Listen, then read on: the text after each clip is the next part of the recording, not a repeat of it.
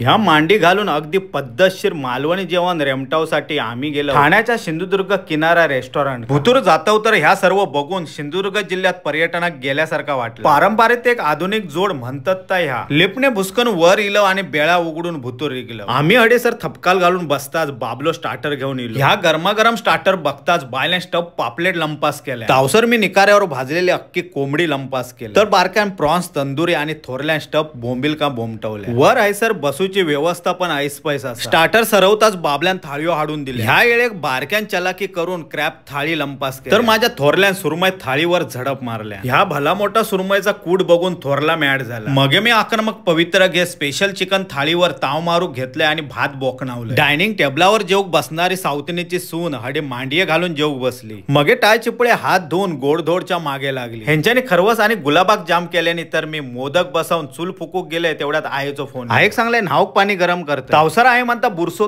तुका फक्त खाऊचा आणि मनभर हगूचा तेवढा माहिता असा म्हणून आईन फोन ठेवला. वर ऍड्रेस देते तुम्ही पण येवा सिंधुदुर्ग किनाऱ्यात चूल फुकूक.